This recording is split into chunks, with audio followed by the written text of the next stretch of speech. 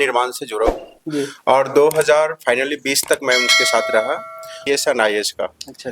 और इसलिए मैंने डिसाइड नागर दादर हवेली, उसके बाद पौंडीचेरी। वो हाँ। अमेरिका बोला है कि कनाडा मेरा ही मतलब वो मानचित्र में आता है। और इसमें मतलब आर्टिकल 1 में सब कुछ दिया गया है। क्या क्या मतलब? जैसे नमस्कार, मैं संजय कुमार, आप लोग देख रहे हैं BBW न्यूज़ 24। मैं आ गया हूँ बेस एजुकेशन, जो ये मुजफ्फरपुर में अभी सबसे नंबर 1 पे चल रहा है और रिजल्ट भी नंबर 1 पे इसमें। और यहाँ पे एक और चीज़ बतला दूँ कि इनका लाइब्रेरी भी चलता है सर का, और बेस एजुकेशन लाइब्रेरी के नाम से चलता है, जो ये भव्य बाजार के पास में है। और सर से बात करेंगे कि सर का यहाँ पढ़ाने का क्या टेक्निक है, कि सर अभी निर्माण IAS से हमको सुनने में आया कि निर्माण IAS दिल्ली से छोड़ के आया है और यहाँ GK GS का क्लास ले रहा है, BPSC और EPSC का ओनली। सर अपना नाम बताइए। मेरा नाम SK सुमन है। सर ये बताइए कि आप SK सुमन बेस एजुकेशन सर नाम क्यों रखे, पहले ये बताइए। एक्चुअली बेस एजुकेशन रखने का मतलब है कि मैं बुद्धान अम्बेडकर का नाम सुना होगा जी। जो कि संविधान के रचयिता है डॉक्टर भीमराव अम्बेडकर जी। मैं उनसे काफी प्रभावित हूँ और चूंकि उनके लिखे हुए जो संविधान है उनसे भारत की विधि व्यवस्था स्थापित होती है, उनसे देश के संचालन होता है, इसीलिए मैं उनसे इंस्पायर्ड होकर इनका नाम रखा था बुद्धान अम्बेडकर सोसाइटी एनलाइनमेंट, यानी उसका शॉर्ट फॉर्म अगर देखें तो बेस एजुकेशन। सर इसका कोई फुल फॉर्म है बेस का? हाँ, वही बुद्धान Ambedkar society for enlightenment. Thank you sir. ये सुनने में आया कि सर निर्माण IAS में आप पढ़ाते थे और आप मुजफ्फरपुर में शिफ्ट हुए। सर क्या कारण हो गया? 2013 से जी। मैं निर्माण से जुड़ा हूँ जी। और 2000 फाइनली 20 तक मैं उनके साथ रहा और मैंने 4 मेंस दिया और 3 इंटरव्यू और फाइनली मेरा 2017-18 में सिलेक्शन हुआ as a assistant director sport authority of India. Sir क्यों छोड़ दिए? एक्चुअली मेरा इंस्पिरेशन था केवल UPSC में IPS एंड IAS का। अच्छा। और इसलिए मैंने डिसाइड किया कि मुझे और आगे प्रयास करना चाहिए। सर ये अभी यहाँ पे मुजफ्फरपुर में कितना से आपका चल रहा है इंस्टीट्यूट? एक्चुअली ये देखिए, मुजफ्फरपुर में एक कमिश्नर साहब आए थे, सुनील कुमार गौतम सर, जी। उन्हीं से इंस्पायर्ड होकर और 2-3 मेरे जो बैचमेट थे IAS थे उनसे इंस्पायर्ड होकर उन्होंने बोला कि आप दिल्ली में चला सकते हो, छोटे शहरों में भी विकसित कर सकते जी। हैं, तो उन्हीं से इंस्पायर्ड होकर के उन लोगों के कहने पर मैंने यहाँ पर स्थापित किया था। सर ये बताइए कि बहुत सारे अभी स्टूडेंट हैं जो बिहार के, खास करके अगर हम बात करें तो बहुत आदमी दिल्ली शिफ्ट हो रहे हैं और कहीं कहीं शिफ्ट। सर उनको अब जाने क्या जरूरी, जब मुजफ्फरपुर में इतना एक्सपर्ट जब फैकल्टी मिल रहा है, सर उनको जाना जरूरी है यहाँ से? देखिए, ये तो अच्छी क्वेश्चन है आपकी, क्योंकि हर बच्चों का अलग अलग विचार होता है। बहुत सारे बच्चे अपने प्राइवेसी के कारण स्वतंत्र रहने के लिए एक शहर से दूसरे शहर में पलायन करते हैं। कुछ पारिवारिक कंडीशन भी होता है, जैसे परिवार में रहकर उनकी पढ़ाई नहीं होती, दिन रात कुछ ना कुछ होते रहते हैं, इसलिए वो अलग जाते हैं। लेकिन मेरा मानना है कि अब जो ग्लोबलाइजेशन चल रहा है, चूंकि इंटरनेट का जमाना है, सोशल मीडिया का जमाना है और बहुत सारे प्लेटफॉर्म आपको मिल चुके हैं, तो आप कहीं से भी इसकी तैयारी अब की जा सकती है, कहीं से भी कंटेंट अवेलेबल है, हर जगह एक्सपर्ट इसका अवेलेबल है, मेंटर्स भी अवेलेबल है।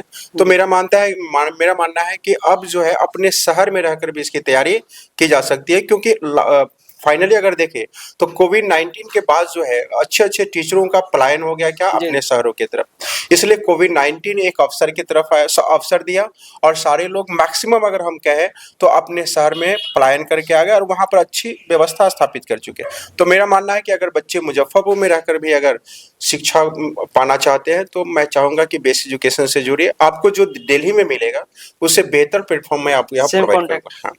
सर ये बताइए कि आजकल स्टूडेंट सब को थोड़ा माइंड भटकते रहते हैं ज्यादा, UPSC और BPSC लोग बोलते तो है, लेकिन उनका इतना मतलब लंबा टारगेट होता है ना, उनको अचीव करने में बहुत इनको टाइम लग जाता है, क्या है कि सोचने समझने में। उनको लिए सर आपके पास कोई व्यवस्था है कि जैसे कोई अगर न्यू बच्चे आते जो अगर उनको चाहिए कि सर थोड़ा समझा दे एक बार कि हमको कैसे कैसे क्या करना है, उनको लिए सर कोई व्यवस्था है यहाँ पे? क्या बहुत सारे हम उसके लिए काउंसलिंग प्रोग्राम चलाते हैं, है ना, काउंसलिंग प्रोग्राम ऐसा चलता है, उसमें जो बच्चे भटकाव के सही सारे कारण हो सकते हैं। जैसे अभी आप देखेंगे तो बच्चे जो होते हैं ना, कंसंट्रेशन नहीं रह पाते, खास करके अपने माइंड को। उसमें होता क्या है कि जो आप जैसे सिविल सर्विस की तरफ आते हैं तो इसमें टाइम लगता है।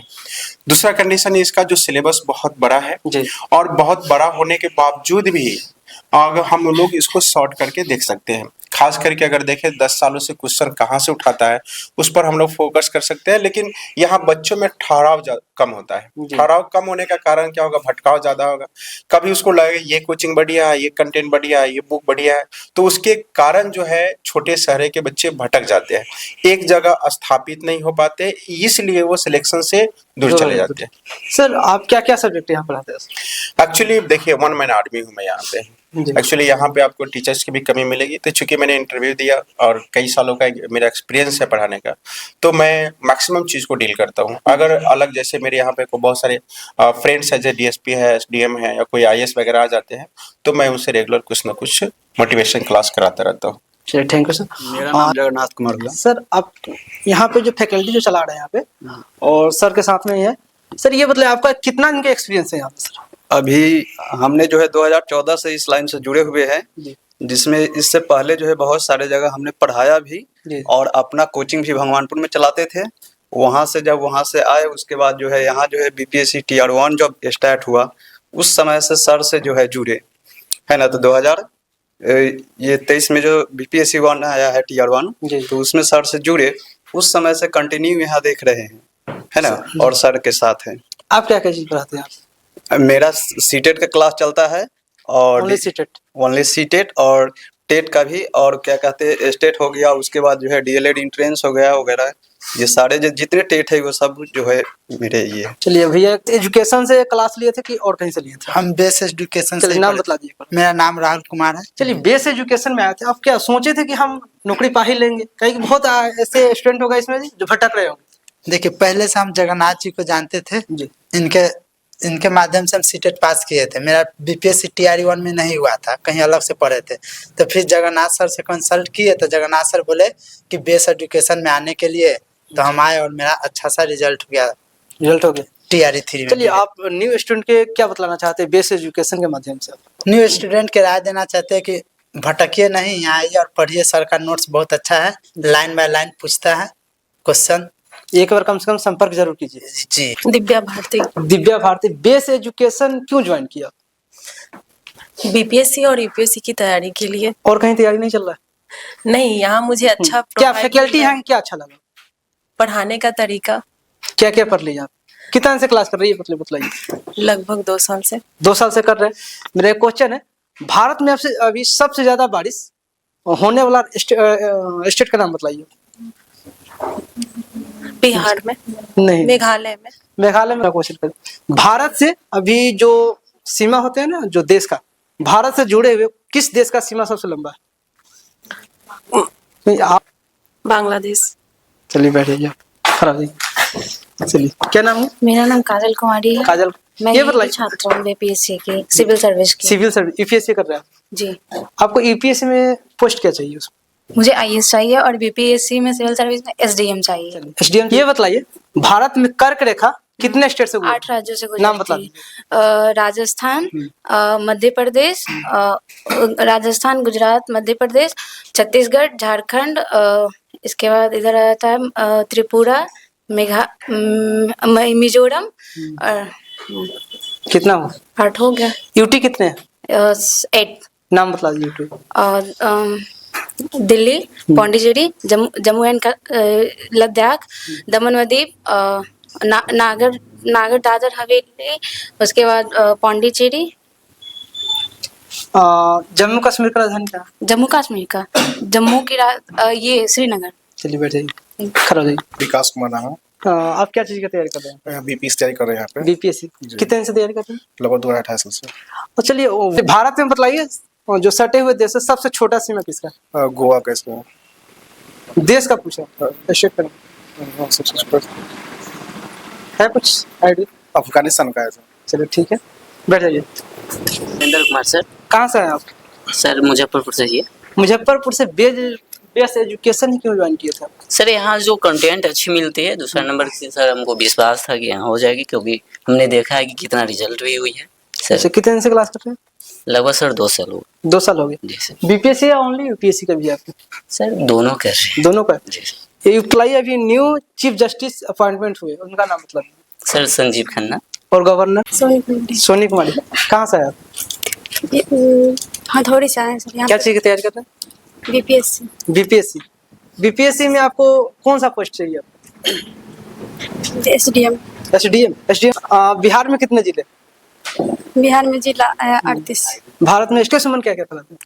जैसे कि हिस्ट्री, ज्योग्राफी, पॉलिटी, मतलब ऑल सब्जेक्ट पढ़ाते ऑल हैं। सब्जेक्ट। कितने से क्लास करते हैं आप? लगभग 2 साल से। 2 साल से कर रहे हैं। हिस्ट्री से मेरा सवाल है, गांधी जी का जन्म कब हुआ था?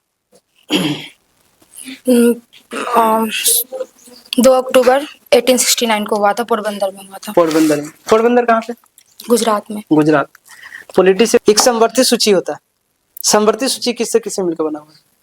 कौन कौन सा? केंद्र और राज्य दोनों से मिलकर बना हुआ है। चलिए, अगर उस पर कोई डिसीजन लेना होगा, कुछ बनाना होगा समवर्ती सूची में, कहाँ से डिसीजन मिलेगा? पहले तो केंद्र से लेंगे, उसके बाद फिर राज्य से अगर जरूरत पड़े तो। चलिए ठीक, थैंक यू। ठीक है। आशुतोष रंजन। आशुतोष रंजन कहाँ से आया? जी यहीं पे झापा से। झापा से आया। बहुत सारे कोचिंग मुजफ्फरपुर में चल रहा है, जहाँ तक हमको लगा है यूपीएससी बीपीएससी का। बेस एजुकेशन में आपको क्या ऐसा सुविधा मिल रहा है कि आप बेस एजुकेशन ही ज्वाइन किए?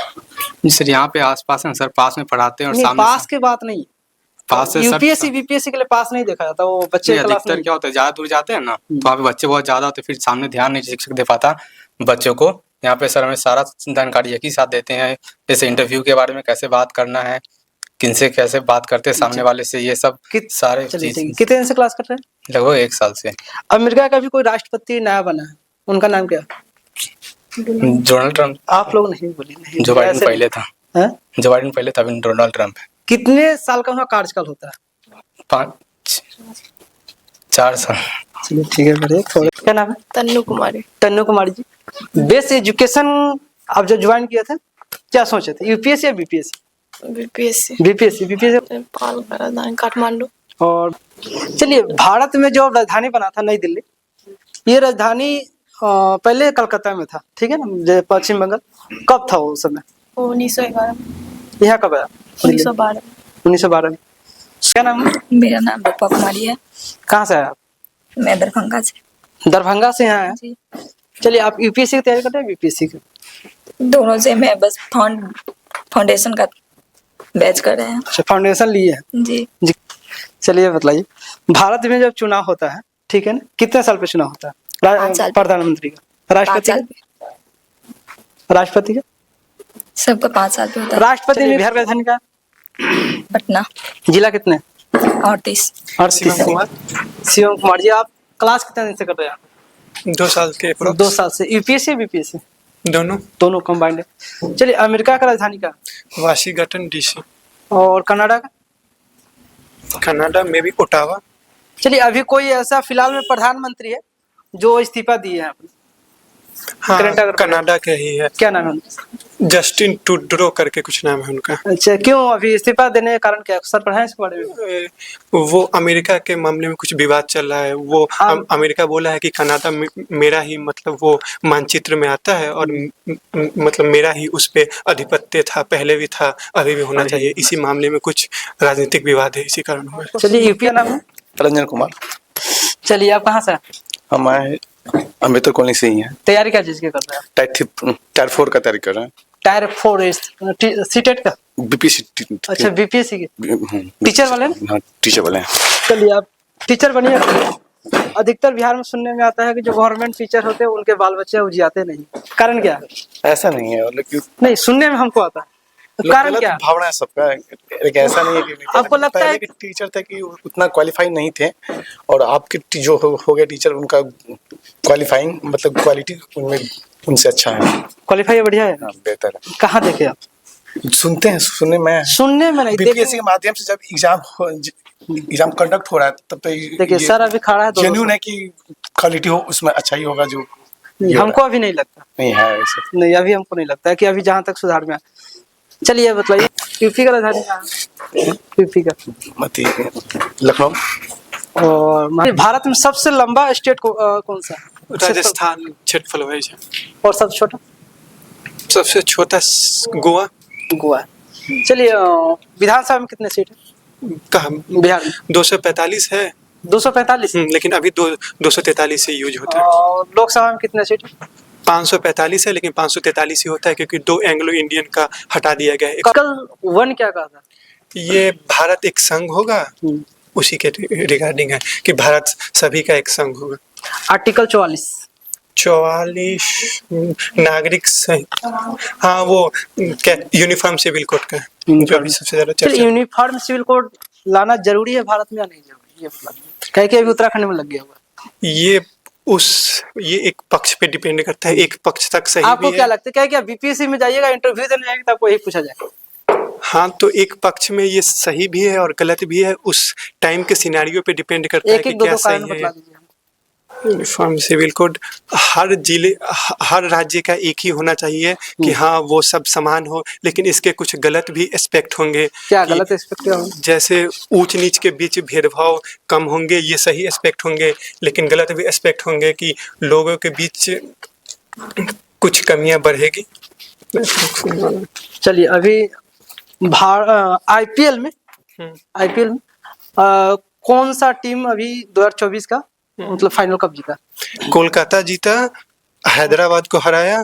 कोलकाता के उस मैच के man of the match Venkatesh Iyer थे। और वो T20 वर्ल्ड कप में कौन जीता है? भारत जीता है, 7 रन से जीता है, अफ्रीका को हराया है। और ये दूसरी बार T20 विश्व कप जीता है, पहली बार 2007 में जीता था, इस बार 2024 में जीता है। इससे पहले 2011 में वनडे विश्व कप जीता था। चलिए रूस का कौन? जी, रूस का पुतिन साहब। रूस का पुतिन नाम क्या है पूरा उसका? Vladimir Putin.